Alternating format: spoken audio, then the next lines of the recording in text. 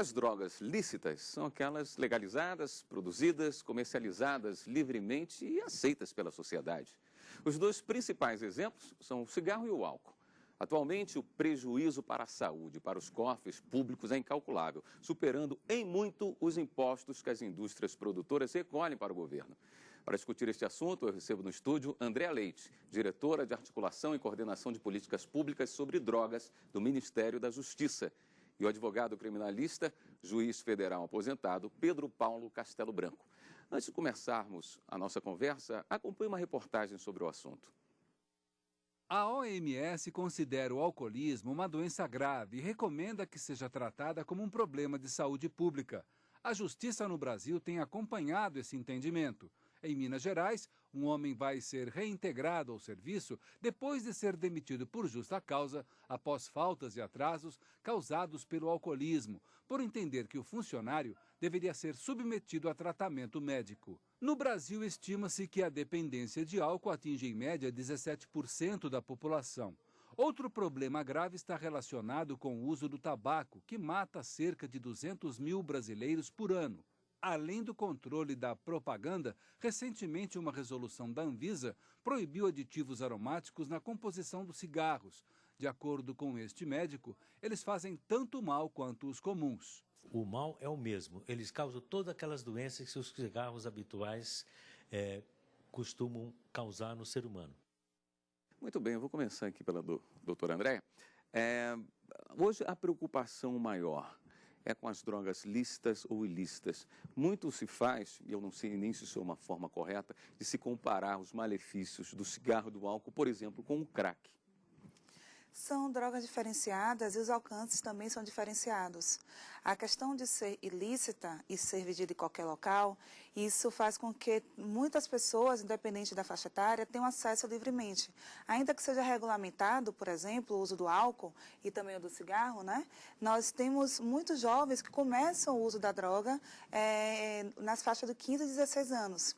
Nós temos levantamentos e algumas pesquisas que apontam que o início do uso do álcool e também do tabaco é na faixa dos 16 anos.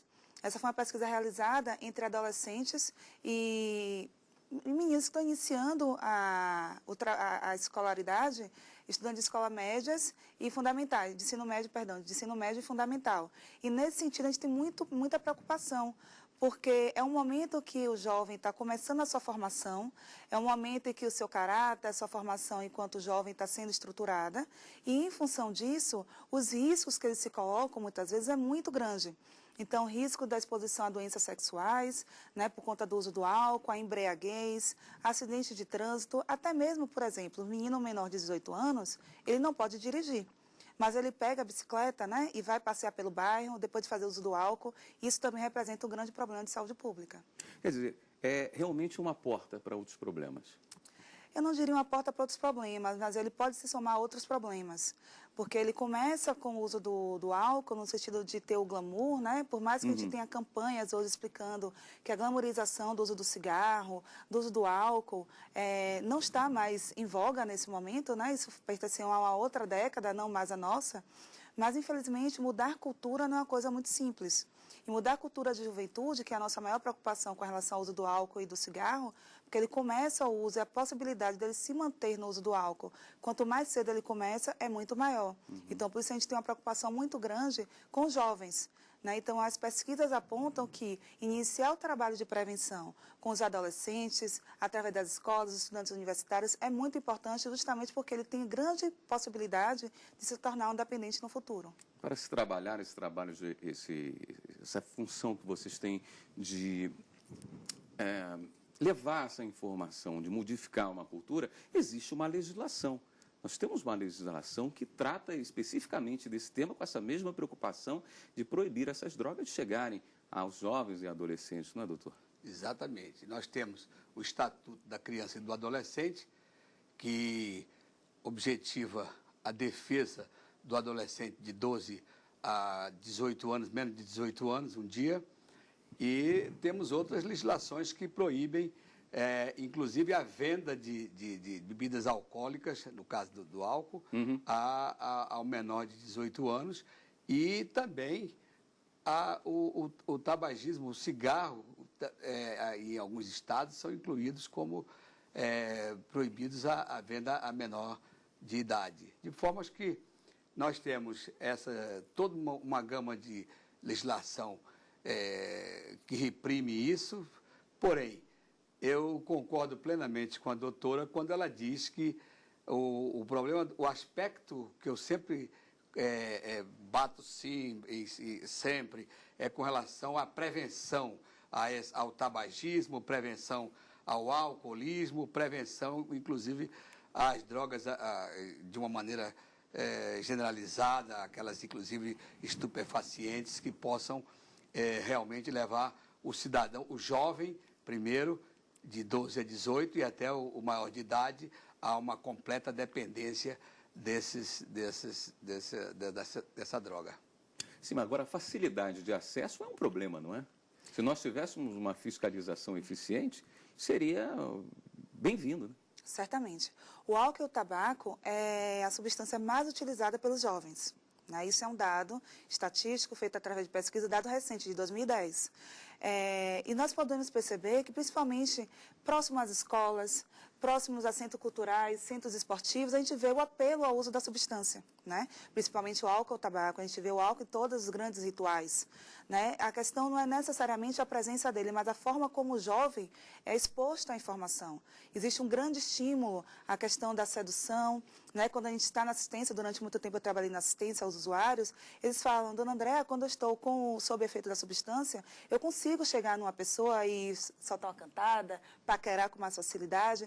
Então, isso é como se me desse asas. É uma asa que não existe, né? Uma asa que logo em seguida vai ser quebrada, por assim dizer, né? A droga, o álcool, aparentemente é uma droga estimulante, mas na categorização é uma droga depressora.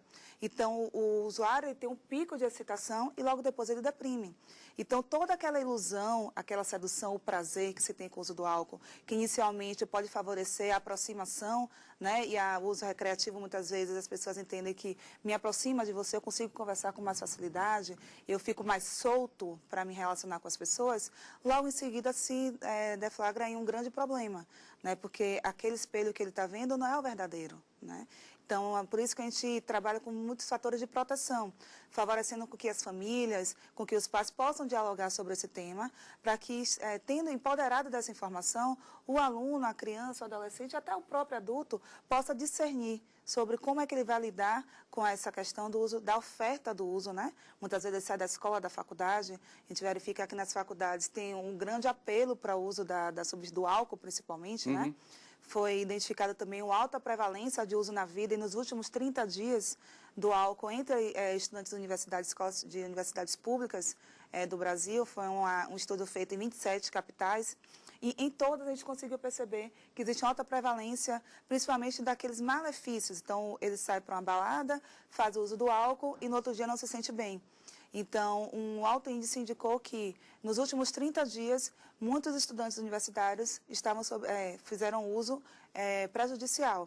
Isso afeta o seu desempenho na escola, isso afeta também que, a longo prazo, ele possa ter algumas dificuldades relacionadas à própria questão biológica, né? Questões relacionadas ao trato digestivo, questões relacionadas, quando a gente trata do tabaco, nós temos outras questões que são relacionadas ao pulmão, à saúde bucal. Então, todos os aspectos também podem ser afetados com o uso indevido do álcool e do tabaco. Existe um tratamento diferenciado entre o dono de um estabelecimento que vende álcool para menores de 18 e o adulto que faz essa ponte, que compra para repassar para o menor? Existe, e não só na legislação federal, como em alguns estados. Nós tivemos, há 2 anos atrás, o estado de São Paulo, não copiando, mas seguindo exemplos de outros estados, ele colocou, o estado legislou sobre a proibição de venda de bebidas alcoólicas a menores de 18 anos. Porque no Estatuto da Criança e do Adolescente não há a imputação de responsabilidade para aquele que vende. Mas o Estado, então, em complemento à legislação federal, a essa legislação, sancionou uma lei, né, do Executivo, mandada à Assembleia Legislativa do Estado, no sentido de proibir e imputar responsabilidade administrativa, de multas e pecuniárias para aqueles estabelecimentos que vendem bebidas a menor de 18 anos. Agora, a propósito dos malefícios do álcool e do tabagismo, não só no jovem como na pessoa maior de idade, nós verificamos isso como o aspecto da saúde pública, porque o Estado que reprime isso é o mesmo Estado que amanhã arca com a responsabilidade pela recuperação dessas pessoas que estão drogadas, que estão com dependências, que têm problemas de saúde, e antes mesmo doentes, eles se apegam aos estabelecimentos públicos, e aí o Estado arca com esse ônus do pagamento do tratamento de saúde a essas pessoas dependentes. Que muitas vezes chega a jovens e aí prejudica a pessoa justamente na sua fase mais produtiva, né? Exatamente.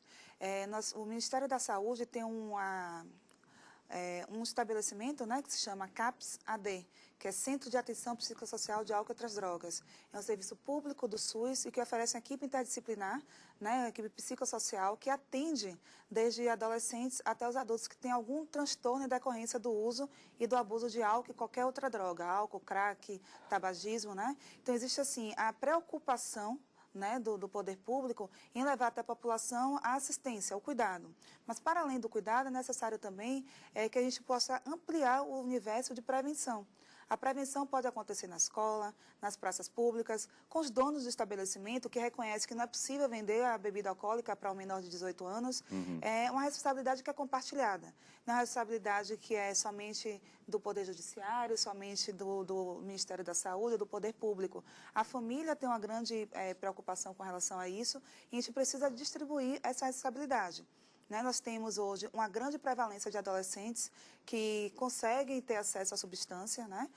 Existe uma legislação que durante muito tempo foi desenvolvida, desde 2005, 2006. Nós vemos diversas legislações que trabalham principalmente com relação à questão do álcool. Por um exemplo importante isso. Uma pesquisa realizada em 2004 e comparando com a pesquisa realizada em 2010, foi percebida uma queda no uso de álcool e do tabaco entre adolescentes. Isso é fruto de um grande trabalho de diversos órgãos, né? Não somente o Ministério da Saúde, mas o Ministério da Educação, né? Com o programa Saúde na Escola, né? O Ministério da Justiça, através da Senad, que realiza também campanhas de prevenção voltada para essa população, e que a gente percebe que, aos poucos, a gente está conseguindo alcançar o objetivo, mas o problema ainda é muito grande. Nós temos um número muito grande, elevado, de crianças, 16 anos eu considero como uma criança, né? Que está em fase de formação, de crianças, adolescentes e jovens adultos em uso abusivo do álcool, principalmente do álcool. Essas campanhas de conscientização são realmente muito importantes. Bom, nós vamos fazer uma pequena pausa e logo depois do intervalo nós voltamos com o programa Fórum. O Fórum está de volta. Hoje estamos conversando sobre o uso do álcool e tabagismo, consideradas drogas lícitas. No estúdio, Andréa Leite, diretora de Articulação e Coordenação de Políticas Públicas sobre Drogas. E também o advogado criminalista e juiz federal aposentado, Pedro Paulo Castelo Branco. Nós falávamos da importância dessas campanhas de conscientização e eu estava lembrando aqui que a publicidade se utilizava muitas vezes dos esportes, até hoje se usa muito de momentos felizes, divertidos, juventude, uma coisa para cima, positiva, quando vai falar do tabagismo ou do álcool. Existe também uma legislação limitando essa utilização, não é, doutor Pedro Paulo? Exatamente. A publicidade com relação ao álcool e ao tabagismo, ela limita, inclusive, a propaganda até em estradas e rodagens, né, nacionais. É preciso que se verifique essa parte da publicidade, porque hoje se coíbe a propaganda de cigarros e se coloca a propaganda num bar, é preciso que a legislação exige que ela se faça a propaganda, mas que se coloque os malefícios do uso do tabaco, ou então mesmo do álcool. E, a propósito disso, eu lembro que até a indústria de cinema, na década de 40, 50, 60, estimulava o uso da bebida alcoólica e do cigarro, porque o próprio cigarro e a indústria de bebidas alcoólicas, eles patrocinavam o cinema nos áureos tempos disso, e muitos atores nós vimos que morreram em razão do uso desordenado e descontrolado do álcool e do cigarro. No caso, a utilização de uma droga lícita, o álcool, pode ser um agravante. Existe situação em que ele seja um atenuante? Nesse caso que nós estamos abordando agora, por exemplo, no trânsito, é impossível, ainda que a pessoa tenha consumido menos de 6 decigramas de álcool por litro de sangue, porque normalmente a legislação hoje,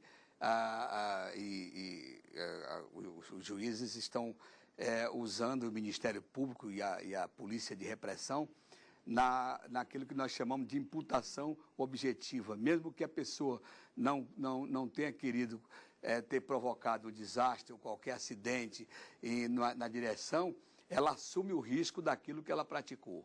Mas outro tipo de crime, por exemplo, um latrocínio, alguma coisa assim, ele pode ser usado como atenuante, dizer, olha, eu não estava completamente dono das minhas razões, eu estava alterado pelo uso do álcool, por isso eu cometi tal ato. Isso. Ele pode funcionar dessa forma, não? Pode funcionar dessa forma se ele não tinha essa premeditação de se embriagar e depois, em razão disso, praticar um determinado ato. Se ele praticou esse ato sem essa condição da embriaguez proposital, ele poderá ter quase que um atenuante, como no caso da droga ilícita, não é? Do entorpecente, no caso, em que a pessoa não sabe, não tem discernimento daquilo que realmente está praticando. Uhum. Todavia, ele terá uma imputação penal na medida de sua conduta e do grau de responsabilidade que ele tenha. André, quais são as outras políticas públicas que o Senad tem trabalhado? A Senad trabalha basicamente com a descentralização da informação para que os municípios e estados estejam capacitados para poder tratar da questão da droga. Existe hoje um programa chamado Programa CRAC é Possível Vencer. É um programa interministerial que envolve vários ministérios, o Ministério da Saúde, Educação, Desenvolvimento Social, o próprio Ministério da Justiça, compreendendo justamente que a questão da prevenção, do tratamento e da assistência da questão de qualquer substância psicoativa não é somente de um ministério, ela é intersetorial realmente. Nós, seres humanos, nós somos múltiplos, né? Então a gente precisa de vários estímulos, tanto para prevenir e para tratar. Então, existem vários espaços de tratamento, existem várias formas de prevenção, e esse programa, o que ele concentra é justamente isso, esforços para lidar com a questão da droga. Paralelo a isso, uma coisa importante, juntando com o que o professor estava falando, é a importância de legislações que efetivamente funcionem no sentido de você imputa uma lei e essa lei realmente ela é acompanhada.